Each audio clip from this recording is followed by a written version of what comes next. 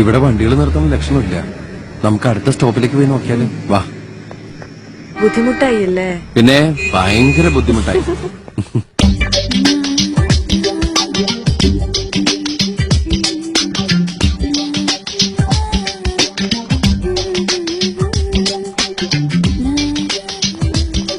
ചേച്ചി ഞാൻ പോവാണേ.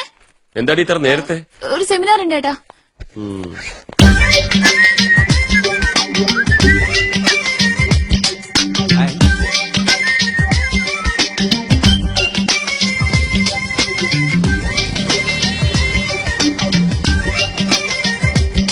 വിമലേ, എന്താ അവനെന്താ രശ്മിയുടെ പുറകെ വെച്ച് പിടിക്കുന്നത്? അവള് മുംബൈ പോയെന്ന് വെച്ച് അവൻ അവന്റെ കാര്യങ്ങൾക്ക് പോകാതിരിക്കാൻ പറ്റുമോ? ഇതങ്ങനെയുള്ള വെറും പോക്കല്ലടി. എന്റെ ബലമായ സംശയം രണ്ടാളും ഒത്തുള്ള കളിയാണെന്ന്. പോക്ക് രണ്ടും ശരിയല്ല. ശരിയല്ലാത്തത് ഷാജിയേട്ടന്റെ മനസ്സാ. അതെങ്ങനെ? മോളി വർഗീസിന്റെ സാരി തലപ്പൊന്ന് വീണ ഇളകിപ്പോകുന്ന മനസ്സല്ലേ? മോളി വർഗീസിന്റെ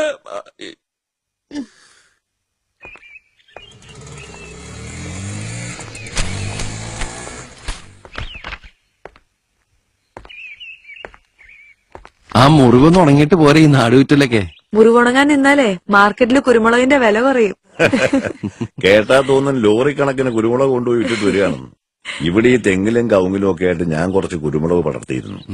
അത് പറിക്കലും ഉണക്കലും ഒക്കെ ആയിരുന്നു കുറെ ദിവസമായിട്ട്. എന്തോ കിട്ടി മോളെ? 750 രൂപ. ഇരിക്കട്ടോ. അതിനൊരു 250 രൂപ എനിക്ക് വേണട്ടോ.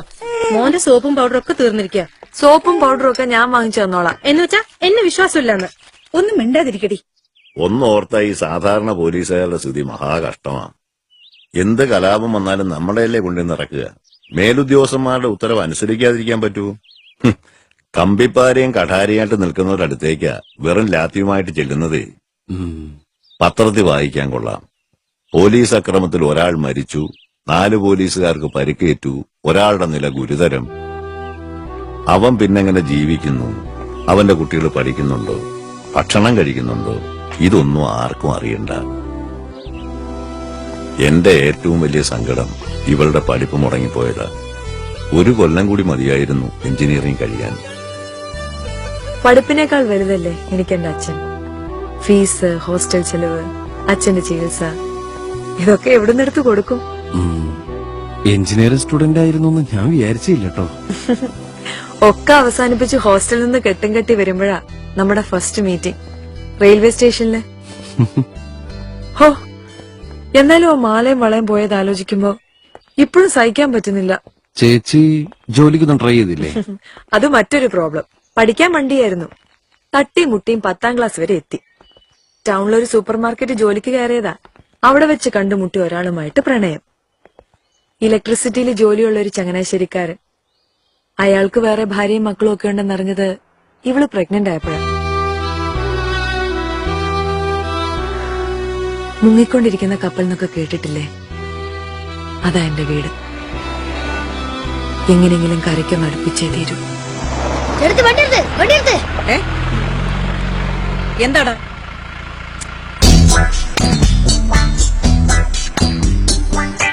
ആരെയാ നീ നോക്കുന്നത്? ചേട്ടത്തി വണ്ടി വിട്ടോ.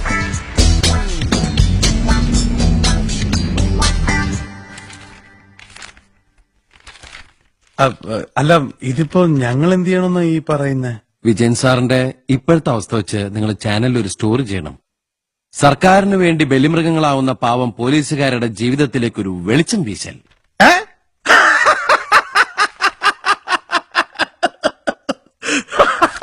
പോലീസുകാരന്റെ സെന്റിമെന്റ്സിനൊക്കെ ഇവിടെ എന്ത് ന്യൂസ് വാല്യൂ ആ സുഹൃത്തെ? ഇനിയിപ്പോ ഒരു പെൺവാണിഭം, ഒളിച്ചോട്ടം, ഇതൊന്നും അല്ലെങ്കിൽ ബ്രില്യന്റ് ആയ ഒരു കൊലപാതകം, ഇതിലൊക്കെയാ ഓഡിയൻസിന് കമ്പം. ഇപ്പൊ പോലീസ് ലാത്തി ചാർജിൽ കണ്ണോ കയ്യോ ഒക്കെ പോയവരാണെങ്കിൽ പിന്നെ ഒരു സ്കോപ്പ് ഉണ്ടെന്ന് വെക്കാം.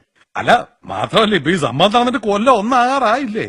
4 ദിവസത്തിനപ്പുറം നമ്മുടെ ആൾക്കാർ ഇതൊന്നും ഓർക്കില്ല.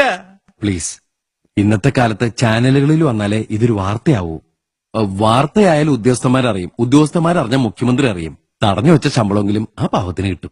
അല്ല, ഇതൊരു ചെറിയ ബ്യൂറോയാ, ഞങ്ങൾക്ക് വണ്ടിയൊന്നും ഇല്ല. വണ്ടിയും ഭക്ഷണവും അതൊക്കെ എന്റെ വക. എവിടെ ഈ പോലീസുകാരന്റെ വീട്?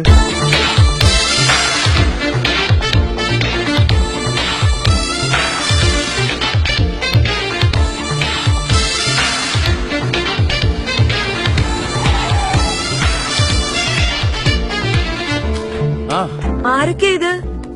ഒരു ചെറിയ ടെക്നിക്കാ. AK വിജയൻ സാറിന്റെ ഇഷ്യൂ കേരളം മുഴുവൻ ഒരു ടോക്കാവും. സാംസ്കാരിക നായകന്മാർ ഒരു കാരണം കിട്ടാൻ വേണ്ടി കാത്തിരിക്കുക. അവര് പ്രതികരിക്കും. പത്രങ്ങൾ ഊതിപ്പെരിപ്പിച്ച് ഒരു ഓളം ഉണ്ടാക്കും.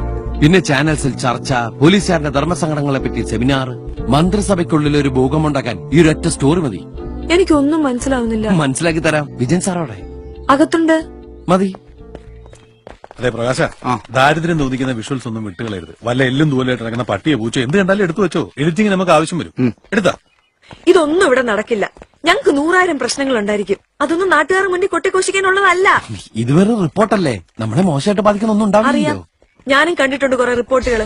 കടം കയറി ഒരു പാവം ആത്മഹത്യ ചെയ്ത അയാളുടെ വീട്ടിൽ കയറി ചെന്ന് ഭാര്യ മക്കളെ ഇന്റർവ്യൂ ചെയ്ത് പഴയ കാര്യങ്ങൾ ഓർമ്മിപ്പിച്ച് കരയിപ്പിക്കുക. ഉപദ്രവിച്ചവർക്കെതിരെ ഒരു പെണ്ണ് പരാതി കൊടുത്ത അവളുടെ അച്ഛനെ അമ്മയെ സ്റ്റുഡിയോയിൽ വിളിച്ചു വരുത്തി എല്ലാവരുടെയും മുന്നിൽ വിചാരണ ചെയ്യുക. ഇതൊന്നും ഇവിടെ നടക്കില്ല. നീ ബഹളം ഉണ്ടാക്കാതിരിക്കുക. കാര്യങ്ങൾ സമാനമായിട്ട് പറഞ്ഞാ പോരെ. സ്റ്റോപ്പ്. എല്ലാരും സ്ഥലം കാലിയൊക്കെ വണ്ടി പോയിരിക്കെ. അനു, അച്ഛാ എനിക്കറിയാം എന്താ ചെയ്യേണ്ടത്. അച്ഛനൊന്നും മിണ്ടാതിരിക്കെ. അപ്പൊ അങ്ങനെയാണെങ്കിൽ പിന്നെ നമുക്ക് പറഞ്ഞ പോലെ ചെയ്യാല്ലേ? എങ്ങനെ പറഞ്ഞു പോലെ? അതിപ്പോ ഒന്നുകൂടെ പോ ഇവിടുന്ന്. ബാ, ബാ. നിക്കണോടെ താനെന്താ വിളിച്ചു വരുത്തിന് ആളെ കളിയാക്കാ? എല്ലാം വിശദമായിട്ട് പറയാനേ. നമ്മള് ഉദ്ദേശിച്ച വീട് ഇതല്ല, വീട് മാറിപ്പോയി. വിടരുത്.